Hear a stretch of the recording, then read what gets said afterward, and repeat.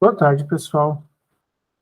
Vamos iniciar nossa quarta live e última sobre empreendedorismo. Antes daqueles avisos normais, né? Deixa só eu abrir o calendário.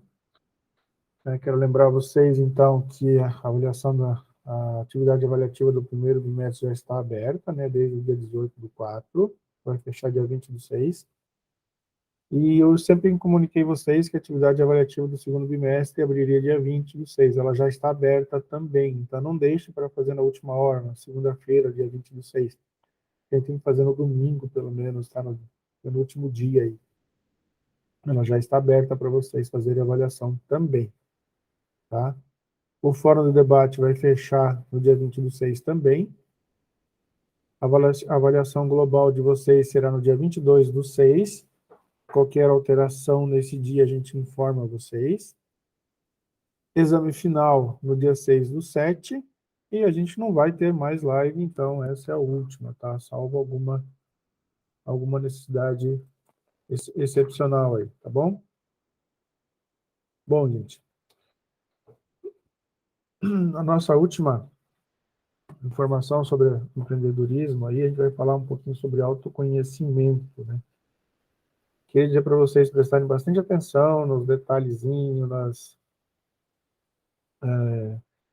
quadros que tem dentro do material de estudo. São informativos aí que gostam de cair nas perguntas aí de prova, tá bom? Bom, gente, o que é autoconhecimento dentro do empreendedorismo? Para você ser um empreendedor, você tem que se conhecer, né? Então, o autoconhecimento é uma ação que inicia quando descobrimos que tudo está em nossas mãos. E quanto mais seguimos por este caminho, mais preparados estaremos para lidar com todas as situações em nossa vida, não só na parte de empreendedorismo, né, mas em todas as situações. Algumas sugestões de processo para se autoconhecer, né?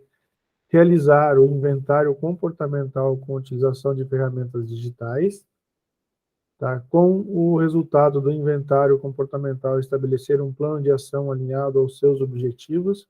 Essas acho que são cinco questões aqui, bem bacaninha para cair em prova, hein, gente? Olha a perguntinha de prova aí que pode ser. Quais as sugestões de autoconhecimento, né? Terceiro, identificar um profissional que te acompanhará. 4, cuidar da sua saúde por meio de exercícios. Isso é muito importante, né, para tudo na nossa vida. 5, pesquisar todos os temas de espiritualidade, ou se você frequenta alguma comunidade ou denominação religiosa, né, se dedique a estabeleça uma rotina, tá, para que você possa ser bem-sucedido em tudo na sua vida, né? E aqui o quadro que eu falo para vocês, esses quadrozinhos aqui que eles gostam de fazer perguntas nas provas. Então, eles vão lá e perguntam, por exemplo, o que é a terapia dentro de uma sugestão de processo de autoconhecimento, né? Ele vai lá e pergunta da terapia. Aí você vai ter que responder, vai estar lá as opções, né, de várias opções, e vai a correta essa daqui sobre terapia, por exemplo. Então, fica bem atento a esses quadrinhos, memorizar o que cada uma quer dizer, né? Tá? Acho que isso aqui é muito importante. E esses quadros, eles gostam de fazer esse tipo de pergunta. Tá bom? O como que define o autoconhecimento, né? São 10 passos aí, então. Em 2010, esse é o autor, né, que definiu esses 10 passos. Então, capaz de reconhecer que cada ser humano é único, né? Gestor dos pensamentos. Opa, aqui tá. O terceiro está aqui, ó. Protetor das emoções, filtrador dos estímulos estressantes, capaz de pensar antes de reagir nos focos de tensão, capaz de construir metas claras e lutar por elas, capaz de fazer escolhas e saber que toda escolha implica em perdas e não apenas em ganhos. Oitavo, capaz de tirar os disfarces sociais, ser transparente, reconhecer conflitos, fragilidades, atitudes estúpidas. O nono, capaz de não desistir da vida, mesmo quando o mundo desaba sobre si, né? E o 10º, capaz de liderar a si mesmo, não ser controlado por ambiente, circunstâncias ou ideias perturbadoras, né? O que é hard skills e soft skills, né, gente? Então, não tem uma tradução ao pé da letra sobre isso, né, mas seria que habilidades duras versus habilidades suaves, né, habilidades macias, né? Não tem uma tradução para o português. Isso daqui, traduzindo para o empreendedorismo, que seja uma fala mais bacana, né, mas seria aí habilidades duras e habilidades suaves, né? O que seriam os hard skills, né? Então, foram definidas como as competências técnicas fundamentais no exercício de determinada função ou ofício, né? Então, as hard skills podem ser adquiridas através de capacitações, workshops, formações superiores, experiências de trabalho. Assim, elas são facilmente mensuráveis e tangíveis. Possuem estrutura formal de reconhecimento com registro empregatício ou diplomas. São aquelas que a gente coloca no currículo, né? São que a gente consegue em faculdade, em escola, em palestras. Então, você tem lá essas hard skills. Tá? E as soft skills, né? São processos seletivos atuais. É comum que se aplique em testes comportamentais, psicológicos, entre outros. O objetivo deste é buscar compreender quais aptidões transversais são mais desenvolvidas em determinado candidato. Olha só que habilidades são aquelas habilidades interligadas ao comportamento e se refere à capacidade de se relacionar com o outro, tá? É o nosso interior aí, né? De gerenciar problemas, administrar emoções, buscar meios para atingir metas e objetivos, trabalhar em equipes e tomar decisões de forma responsável.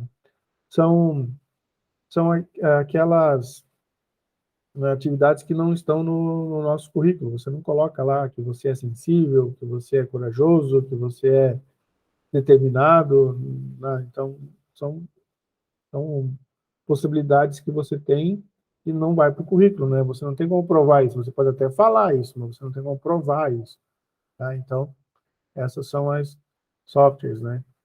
São as soft skills, né? Então, são as macias, vamos dizer assim, né? As duras são aquelas que são de diplomas mesmo, né? Então, ele seleciona aqui, ó, ele deixa bem claro nesse quadrinho aqui nos hard skills, né? São listados no currículo, mensuráveis por diplomas e certificados, né? Aptidões técnicas. E as soft skills são listadas em currículos, não são listadas em currículos, né? Aptidões em relação comportamental, mas tem muito a ver com o teu comportamento, né?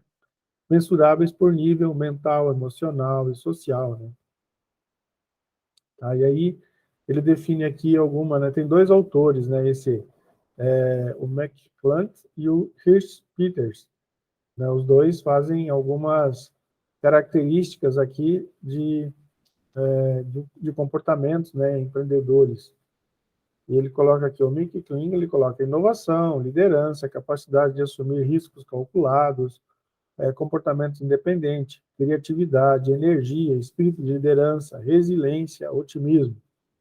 E o Pierce e o Peters colocam disciplina, saber assumir riscos controlados, ser inovador, persistência, ter visão de futuro, saber ouvir, boa oratória e liderança. Tá?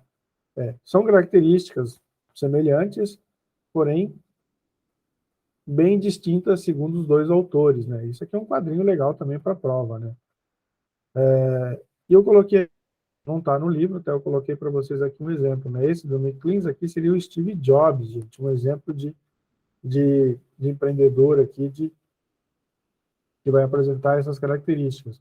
Do outro lado aqui, eu coloquei um empreendedor aqui, que seria o Cristiano Ronaldo, ó. Então, são duas características bem distintas, né? Não quer dizer que o empreendedor comercial não possa ter essas características também, ou um jogador não possa ter essas também.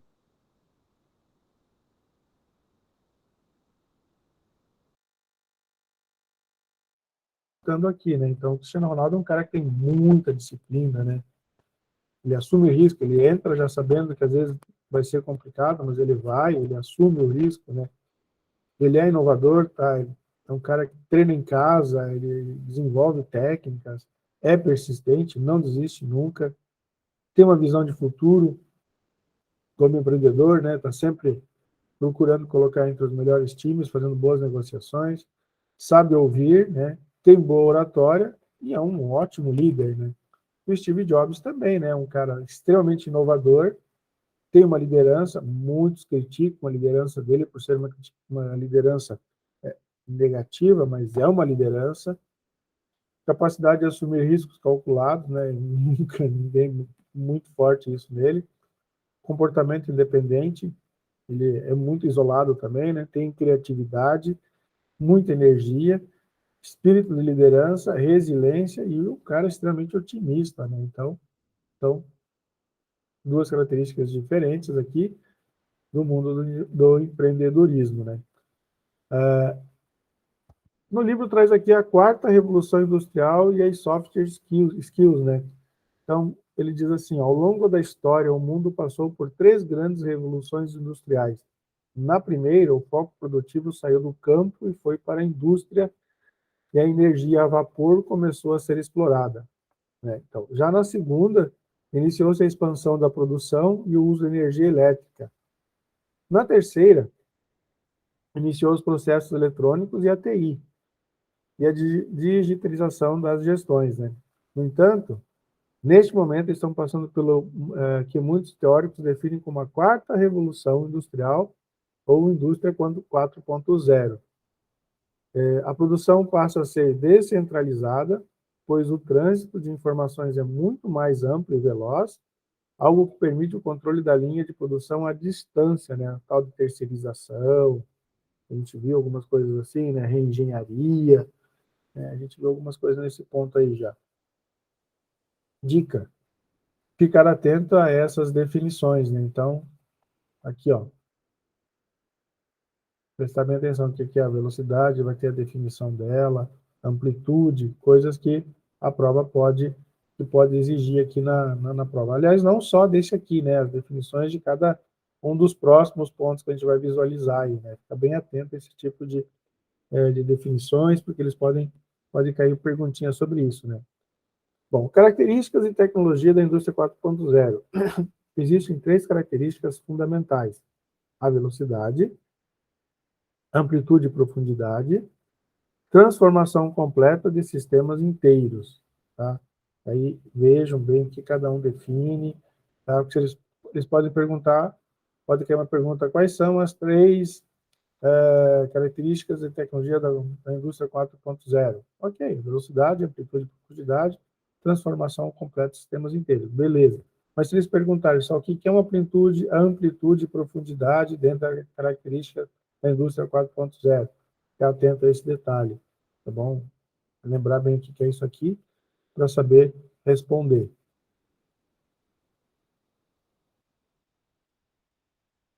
Opa, estou só querendo melhorar aqui. Bom, quais as tecnologias basilares nesse grande avanço? São 4, 6, né? Então, vamos lá. Internet das coisas, internet dos serviços, a Big Data, inteligência artificial, robótica avançada e manufatura aditiva. Então, ficar bem atento a esses quatro definições também, né? Ó, tecnologias basilares neste grande avanço da indústria 4.0. Então, são esses 6 itens aqui, tá? Agora, não, a gente estava vendo aqui ainda as softs, né? Então, estamos dentro da soft ainda, soft skills e a indústria 4.0. Ela tem aqui tem mais 6 informações dela aqui. Então, são criatividade, motivação, flexibilidade, comunicação, trabalho em equipe e liderança. Tá? Então, a indústria 4.0, dentro da nossa emoção, do nosso medo, da nossa genialidade, das nossas coisas, podem ser trabalhadas com criatividade, motivação, flexibilidade, comunicação, trabalho em equipe e liderança. Não é o teu título que vai fazer com que você tenha essas competências, tá? Ele pode te auxiliar a tomar a decisão certa, mas tudo isso tem muito a ver com a nossa característica, né? Por isso que está dentro das soft skills, né? Das nossas características macias, né? Ou suaves, como seria a literatura, a tradução correta, né? Mas, como eu disse, não tem uma tradução correta, tá bom? Vamos falar um pouquinho de currículo agora. Então, o currículo estratégico dentro do empreendedorismo, né? O que é um currículo? Primeiro, o que é um currículo, né? A gente sabe, mas qual que é a definição, né? Ele vem do latim, em algumas buscas na internet é possível achar o termo currere, né, o mais comum, curriculum. Então, o significado faz caminho, né, fazer um caminho que na sua principal função indica a proposta para uma organização, cronologia escolar, objetivos, experiências profissionais, realizações e competências adquiridas, né? Por isso que é currículo, ele está trazendo todas as informações da nossa vida, né? Uma das melhores definições de currículo vem do dicionário Aurélio, né? Documento com os dados pessoais, a formação escolar ou acadêmica, a experiência profissional ou os trabalhos prestados por quem pretende se candidatar a um emprego, cargo, etc. E aí, traz aqui algumas dicas importantes de como ter um bom currículo, né? Já que conhecemos o que é currículo, agora seguiremos passos importantes para tê-lo de forma estratégica. Ele deve ser bem feito, com informações necessárias sobre você e é importante que seja objetivo. Deve ter qualidade, destacando suas habilidades profissionais e ficar atento às informações que sejam fundamentais para o contratante. O currículo deve ser estruturado em 5 partes: introdução, objetivo, qualidades, experiências e formação. Pode ter outras metas aqui também, né? Mas essas 5 são as mais importantes dentro de um currículo. Por que realizar entrevistas, né? Então, o que é uma entrevista de seleção? Normalmente de caráter eliminatório, tem o objetivo de estreitar o conhecimento sobre o candidato. Tá? Geralmente ele elimina um candidato, né? Você vai lá e faz entrevista e é eliminado, não sabe por quê, né? Aí os skills, softs ali, eles estão caracterizados e estão eliminando você. Você não, o teu currículo estratégico lá, o duro, né? Eles já sabiam que era o de teus diplomas. Agora o teu caráter é na seleção que eles vão conhecer, né? E às vezes você fala assim, mas eu fiz a entrevista e fui eliminado. Mas é que às vezes você tem um perfil de bonzinho e eles querem alguém que vá para uma vaga de ruinzinho, um exemplo. E aí você não está certo, ou vice-versa. Entendeu? Então, às vezes o teu perfil não encaixa com o que eles estão querendo naquele lugar, naquele momento, naquela vaga. Tá? O objetivo dessa etapa é identificar de forma prática e rápida as características do candidato, né? Então, ao marcar uma entrevista, é muito importante que você, né, seja facilmente localizado quando agendar sua entrevista, sempre atento ao telefone, né, celular, fixo, comunicação com WhatsApp, e-mails, seja lá qual for o contato que você vai ter, né? Quando ocorrer a entrevista, seja pontual, né? Nunca atrase. De preferência, chegue com antecedência no local. Caso a entrevista seja virtual, né, online, faça todos os testes de áudio e câmera com antecedência, para que não tenha problemas, né, para que você não possa ser surpreendido com falhas, né, ligar câmera, alguma coisa assim. Na entrevista, não mascar chicletes e usar roupas apropriadas, né, para a ocasião, por favor, né, isso aqui é uma coisa que, né, mas extremamente importante, né? E aí você vai numa entrevista, né, olha, o respeito pelo entrevista, e nem é o cara que vai dar um emprego, né, ele é só um entrevistador, às vezes, numa agência, mas já elimina você, né. Ser sincero ajuda o entrevistador a analisar seu perfil. Fale somente a verdade e seja sincero quando as suas pretensões. Veja só, como eu disse, às vezes, vocês estão fazendo entrevista e tentando analisar o seu perfil para ver se você vai se encaixar naquele serviço, naquela etapa que eles querem que você trabalhe.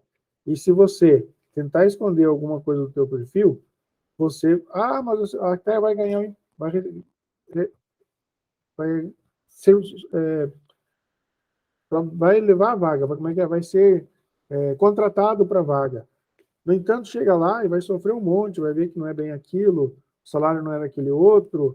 Por quê? Porque você tentou camuflar, esconder o teu perfil, né? Então, seja sincero para que as coisas aconteçam. E às vezes eles conseguem encaixar você em outra vaga, outra empresa, às vezes o próprio entrevistador da empresa já consegue ver o teu perfil, as tuas características e consegue te encaixar em outra oportunidade, né?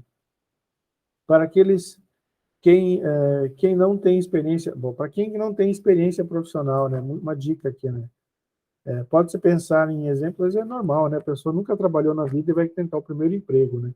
Então, pode-se pensar em exemplos da própria vida, como organização de eventos, de casa, trabalho em grupo na escola, apresentação de projetos, entre outros, né? Então, nunca, seja sincero, nunca trabalhei, não tenho experiência profissional, mas eu tenho experiência, é, sei organizar uma casa, sei muito bem como organizar um armário, né? Sei fazer compras em supermercado de forma organizada, e saber identificar valores, né? Planilhas, isso é muito importante você passar esse tipo de informação pessoal, porque se você nunca trabalhou, você não pode mentir, né? Então, seja seja inovador e mostre que você também, como pessoa, tem algumas experiências, agora seja ela mesmo que dentro da escola, dentro de casa, né? E outra coisa importante para o empreendedor, né, para os empreendedores, seria a rede de contatos, né? A rede de contato, também chamada de network, é uma ferramenta de extrema utilidade para quem pensa em crescer dentro de uma empresa. Rede de contatos é a troca de informações relevantes de forma mútua, tá bom? Em especial, essa troca deve ser focada em carreira, negócio e manter relacionamentos interpessoais produtivos. Sempre guarde um cartão de visita, né? Um telefone de contato de alguém que você possa trocar informações e negociações no futuro. Para se ter uma ótima rede de contatos, pense que você também precisa contribuir com as pessoas. Ouça as pessoas, participe de ciclos profissionais e demonstre real interesse nelas. Vale lembrar que quem é visto é sempre lembrado. Se aproxime das pessoas sem medo. Se apresente, fale sobre você e crie interações. Tá? Então, autogerenciamento, né? Quando estamos cientes de que podemos fazer acontecer e tomamos a ação de viver de melhor forma, passamos a regular e controlar o que faz bem e o que não faz bem para nossas vidas. Com o autogerenciamento, passamos a agir de forma proativa e não reativa. Passamos a resolver os conflitos de forma assertiva, sejam eles internos ou externos. Tá? Então, com autogerenciamento fica fácil de você identificar os problemas e resolvê-los com tranquilidade. Né? Para isso, o autor Revin, em 2018, uma estratégia para a vida e indica como investir, uma estratégia na vida que indica como investir seu tempo, né, sua energia e seu talento, de acordo com os objetivos maiores. Então, renovar sua energia física e mental, reduzir a dispersão e agitação frenética, espalhar energia positiva em sua organização. Nossa, já pensou em uma organização que tem um clima pesado ou negativo? É terrível, né? Recuperar-se de momentos difíceis, conectar-se a seus valores profundos, solicitar feedback honesto, né? Que seja claro, né? Não adianta feedback que seja de puxa-saco. Buscar o equilíbrio entre trabalho, família, comunidade e suas próprias necessidades. Delegar e desenvolver o espírito de iniciativa das pessoas são algumas das infinitas possibilidades que temos de autogerenciar nossa vida. E para finalizar, gente, então, a nossa aula de empreendedorismo, né? Autogerenciamento da carreira. O autogerenciamento é hoje uma competência muito importante e, de certa forma, exigida no mercado de trabalho. Um profissional que apresenta um bom autogerenciamento de carreira mostra que consegue definir bem suas metas e objetivos, sem que seja necessário alguém para lembrá-lo desse ponto. O autogerenciamento nos leva a sermos melhores do que somos no desenvolvimento profissional.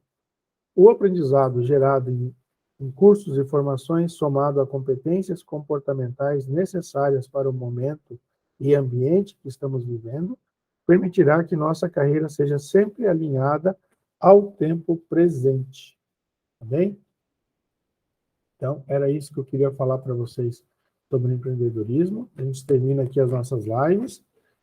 Desejo a todos que tenham bons estudos e boas provas, tá bom?